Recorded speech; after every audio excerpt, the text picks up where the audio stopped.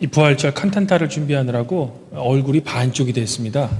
우리 정가들을 위해서 큰 박수 다시 한번 드리죠.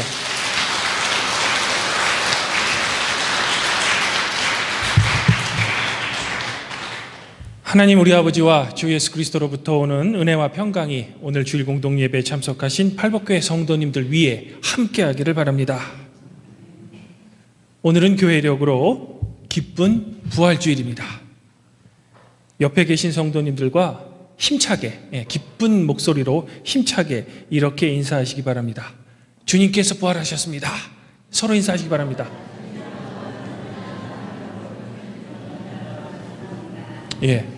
우리 팔복교회 성도님들은 이게 엄숙하셔서 이렇게 말은 그런데 기쁜 얼굴로 웃으면서 다시 한번 다시 한번 인사 나누죠.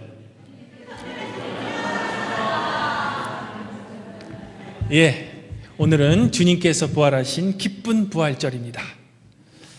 성도 여러분, 저는 지난 월요일인 16일에 우리 초대 담임 목사님이신 김해철 목사님 그리고 박일영 목사님을 모시고 총 10분의 우리 팔복교회 성도님들과 함께 김필승 주목님께서 지휘하시는 포틀레스 플레이어의 제15회 정기 연주회인 핸델의 오라토리오 메시아 공연에 다녀왔습니다.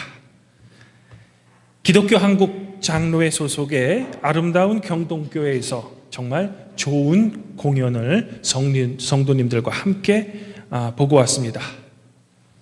정말 훌륭한 연주였습니다. 그런데 연주도 연주지만 핸델의 메시아에 관한 뜻밖의 정보를 하나 들었습니다.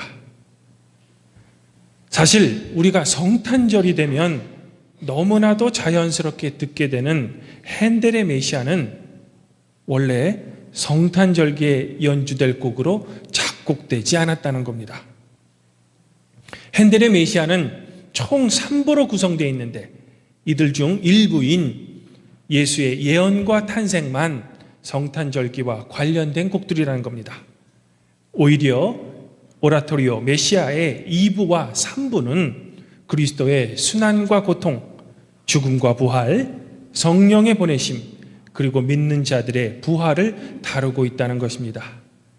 이런 이유로 핸델의 메시아는 성탄절보다는 오히려 부활절을 기다리는 사순절기와 부활절기에 어울리는 곡들이라는 것입니다. 그리고 역사적으로도 핸델이 작곡한 오라토리오 메시아의 첫 공연은 성탄절이 아니라 부활주일이 19일이나 지난 1742년 4월 13일에 아일랜드의 한 도시인 더블린에서 고아들을 위한 자선음악회로 처음 연주되었다고 합니다.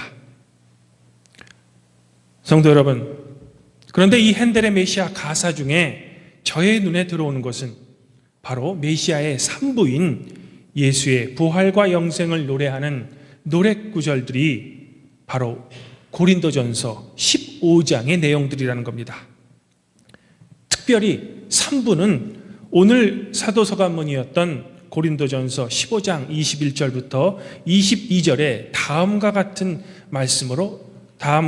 말씀의 영창으로 3부가 시작됩니다. 그러나 이제 그리스도께서는 죽은 사람들 가운데서 살아나셔서 잠든 사람의 첫 열매가 되셨습니다. 한 사람으로 말미암아 죽은 사람의 부활도 옵니다. 성도 여러분, 이처럼 핸델의 메시아 중 예수의 부활과 영생 부분에 많이 사용되고 있는 고린도전서 15장은 사도 바울이 고린도 교인들을 향해 그리스도 교회 복음의 핵심인 부활에 대해 생생하게 들려주는 말씀들이 많이 기록되어 있습니다. 그러나 사도 바울이 이처럼 고린도 교인들에게 부활에 대해 자세하게 설명해 주는 데는 그만한 이유가 있습니다. 그것은 바로 고린도 교회의 교인들 중에서 그리스도의 부활은 믿지만 도무지 죽은 사람의 부활은 믿지 않는 사람들이 있었기 때문입니다. 이를 쉽게 설명드리면 이들의 주장은 예수님께서는 그리스도이시기 때문에 다시 살아나는 것, 즉 부활이 가능하지만 우리처럼 나약한 인간은 부활할 수 없다는 겁니다. 인간이 어떻게 부활할 수 있느냐고 이들은 주장했던 겁니다. 물론 현대에도 믿지 않는 사람뿐만 아니라 교회에 다니는 교인들 가운데서도 부활의 신앙만큼은 확신이 없는 성도님들을 종종 뵙게 됩니다. 바로 이러한 이유 때문에 사도는 이처럼 부활에 대해 오해를 하고 있는 교인들을 위해 고린도 교회에게 보낸 자신의 첫 번째 편지인 고린도전서에서 부활에 대해 이야기하고 있는 것입니다. 이런 사도 바울의 권면은 과거 고린도 교회뿐만 아니라 시대를 뛰어넘어 현대를 살고 있는 우리 성도들에게도 중요한 가르침을 주고 있습니다. 성도 여러분, 사도 바울은 오늘 말씀 바로 앞부분인 1절부터 11절에는 부활하신 그리스도를 목격한 사람들이 아주 많이 있음을 고린도 교인들에게 상기시켜 주었습니다.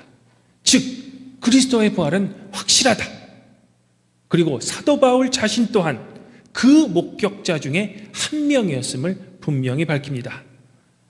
그러면서 사도는 죽은 사람의 부활이 없다면 그리스도께서도 살아나지 못하셨을 것입니다 라는 말로 그리스도의 부활이야말로 우리 성도의 부활의 근거가 됨을 분명히 이야기합니다.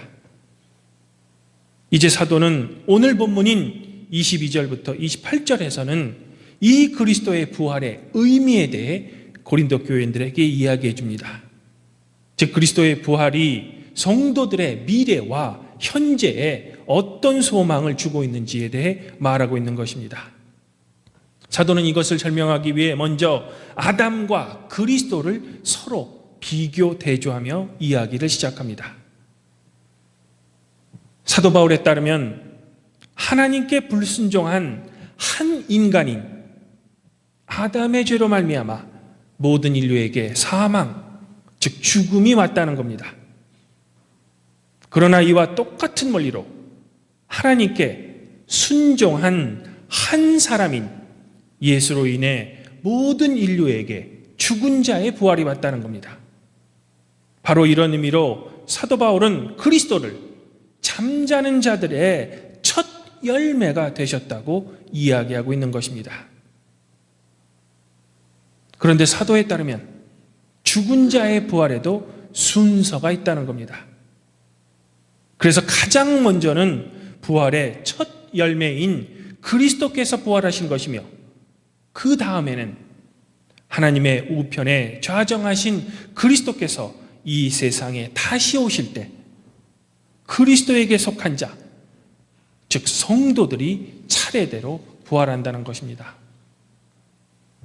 이렇듯 그리스도에게 속한 자가 부활할 때가 바로 이 세상의 마지막 때인데 그때는 다음과 같은 일들이 일어날 것이라고 사도는 부연 설명합니다. 즉 그리스도가 이 세상에 강림하실 때 그리스도께서는 자신의 원수들을 예수의 발 아래 굴복시키실 것이라는 것입니다. 그리고 마침내 최종적으로 굴복할 원수는 바로 사망이라는 것입니다. 이처럼 그리스도께서는 모든 만물, 그러나 그리스도 자신은 속해 있지 않는 만물을 자신의 발 아래 복종케 하신다는 겁니다. 그리고 이것이 마침내 성취된 후에는 그리스도께서 자신의 발 아래 복종시킨 만물의 통치권을 아버지인 하나님께 이양한다는 것입니다. 이런 의미로 사도 바울은 28절에서 그러나 모든 것이 하나님께 굴복당할 그때에는 아들까지도 모든 것을 자기에게 굴복시킨 분에게 굴복할 것입니다. 그래서 하나님은 만유의 주님이 되실 것입니다 라고 선언하고 있는 것입니다. 성도 여러분, 그렇다면 사도 바울이 들려주는 이 과거의 그리스도의 부활 사건과 장차 미래에 있을 주님의 재림의 사건이 과거와 미래 사이인 현대를 살고 있는 우리 성도들에게는 무슨 의미를 주고 있을까? 다른 말로 그리스도의 부활이 지금 당장 우리 성도들과는 무슨 관계가 있을까? 그리스도의 부활이 우리에게는 도대체 어떤 의미를 지금 이 시간 주고 있을까? 물론 우리 성도들이 예수 그리스도를 믿는 믿음으로 말미암아 우리 성도들 또한 주님이 정하신 그 때가 되면 우리도 그리스도의 부활에 동참할 겁니다. 그러나 그것은 미래의 일입니다. 미래에 대한 소망이 현재라는 시간을 살아가는 우리 성도들에게는 분명 희망이며 세상을 살아갈 원동력이 될 수 있습니다. 그러나 먼 미래가 아닌 바로 지금, 즉 당장이라고 표현될 수 있는 현재에는 부활이 과연 우리에게 어떤 의미를 주고 있을까? 사랑하는 성도 여러분, 전 이 부활이 주는 현대적 의미를 예수님께서 선포하신 하나님 나라에서 찾아보고자 합니다. 복음서에서 예수님께서는 당신의 공생의 기간 동안, 즉 우리와 똑같은 인간의 모습을 하셨을 때 하나님 나라에 대해 선포하셨습니다. 그리고 그분은 이 하나님 나라가 우리와는 동떨어진 저 하늘이 아닌 바로 우리 인간들이 두 발을 딛고 서 있는 공간인 이 땅 위에 이미 시작되었음을 당신 자식께서 하신 말씀 선포와 치유 그리고 이적 사건을 통해 우리에게 보여주셨습니다. 하나님 나라가 이미 이 땅에 왔다. 그리고 마침내는 하나님 나라에 대한 예수님 당신 자신의 선포가 정말로 진실이었음을 하나님께서 십자가에 달려 돌아가신 예수 그리스도를 다시 부활시킴으로 이것을 확증해 주신 것입니다. 이렇게 예수님의 부활로 하나님에 의해 확증된 하나님 나라는 현재에도 계속되고 있는 것입니다. 과거 고린도 교인들도 이 세상에 시작된 하나님 나라에 살고 있었으며 우리 성도들 또한 그리스도의 오심으로 출발된 하나님 나라에 여전히 살고 있다는 것입니다. 그러므로 이 자리에 계신 여러분들은 택하심을 받은 하나님의 백성이라는 의미의 성도라고 불리울 수 있다는 것입니다. 성도 여러분, 이렇듯 현대를 살고 있는 우리 성도들은 그리스도의 부활로 말미암아 과거에는 아담 안에서, 즉 율법 안에서 모든 사람이 죽은 것 같이 죽을 수밖에 없는 존재였지만 우리의 믿음으로 말미암아 그리스도 안에서, 즉 복음 안에서 새로운 삶을 얻은 사람들이라는 것입니다. 사도 바울은 이것을 빌립보서 3장 20절에서 우리의 시민권은 하늘에 있다 라고 선언한 것입니다. 바로 이러한 의미에서 하나님 나라의 시민인 성도의 새로운 삶이란 이 세상에 통치를 받는 것이 아니라 바로 하나님의 통치를 받으면서 마지막 때에 예수 그리스도의 발 아래 둘 세상의 악한 권세와 현재 싸우고 있는 중이라는 것입니다. 그러므로 우리 성도들의 부활의 신앙은 그저 먼 미래의 소망에만 머물러 있는 것은 아닙니다. 우리의 부활 신앙은 우리 성도들의 매일매일의 삶, 지금 방금 지나간 1초 전의 삶에도 엄청난 영향을 끼치고 있는 것입니다. 사도 바울은 이것을 에베소서 6장에서 영적 전쟁으로 표현하고 있습니다. 그리고 사도는 성도의 이 영적 전쟁을 위해 모든 것 위에 믿음의 방패를 가지고 구원의 투구와 성령의 검, 곧 하나님 말씀을 가질 것을 성도들에게 권면하고 있는 것입니다. 그러므로 우리 성도들은 사도의 이 권면을 분명히 기억하고 세상의 불의와 악, 또한 불평등과 싸워야 하는 것입니다. 이런 의미에서 우리 성도들의 삶이란 세상의 가치가 아닌 하늘의 가치관을 소유한 사람으로서 예수님께서 당신의 온 삶으로 보여주셨으며 당신의 부활로 증명하신 하나님 나라의 시민으로서 살아야 한다는 것입니다. 그러나 성도 여러분, 이 세상의 불의와 악 그리고 불평등과의 싸움은 우리의 힘만으로 하는 것이 아닙니다. 왜냐하면 우리에게는 이 땅 위에 어둠의 악한 세력들과 싸워서 이길 힘을 소유하고 있지 않기 때문입니다. 그러나 만물을 당신 자신의 발 아래 꿇게 하실 그리스도께서 바로 여러분들에게 선물로 주신 여러분들 안에 계신 성령님께서는 하실 수 있는 것입니다. 그러므로 우리 성도들은 이것을 여러분의 믿음으로 굳게 믿으시고 믿음 위에 굳게 서 있을 때 성령님의 도움으로 세상의 불의와 악 그리고 불평등으로부터 우리 성도들은 승리할 수 있는 것입니다. 그리고 언젠가 미래에 예수님께서 다시 강림하실 때, 즉 재림하실 때 모든 만물이 하나님의 통치를 받는 하나님 나라의 완성이 마침내 이루어지는 것입니다. 그리고 그때가 되면 그리스도가 부활했던 것처럼 죽은 자의 부활, 우리 성도들의 부활도 이루어질 것이라는 것입니다. 바로 이러한 믿음을, 이러한 소망을 품고 매일매일의 삶을 살아가는 것이 바로 우리 성도들의 삶인 것입니다. 그러므로 주님 안에서 한 형제자매인 팔복교회 성도 여러분,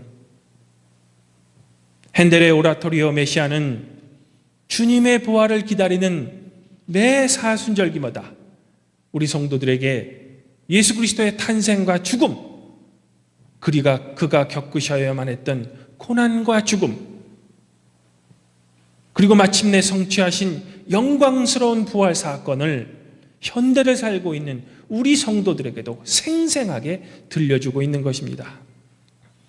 그리고 과거 2000년 전의 부활 사건이 지금 현재 이 시간에도 우리 성도들의 삶에 강한 영향을 미치고 있음을 우리들에게 깨닫게 해주는 것입니다. 아무쪼록 이 아름다운 선율과 함께 들려주는 사도 바울의 사망아 너의 승리가 어디 있느냐, 사망아 내가 쏘는 것은 어디 있느냐, 사망이 쏘는 것은 죄요 죄의 권능은 율법이라. 우리 주 예수 그리스도로 말미암아 우리에게 승리를 주시는 하나님께 감사하노니 그러므로 내 형제들아 견실하며 흔들리지 말고 항상 주의 일에 더욱 힘쓰는 자들이 되라. 이는 너희 수고가 주 안에서 헛되지 않을 줄 알미라는 사도 바울의 외침이 팔복교회 성도 여러분들의 승리의 외침이 되시기를 이 부활주의에 축원드립니다. 그리하면 모든 지각에 뛰어나신 하나님의 평강이 그리스도 예수 안에서 성도 여러분의 마음과 생각을 지키실 것입니다.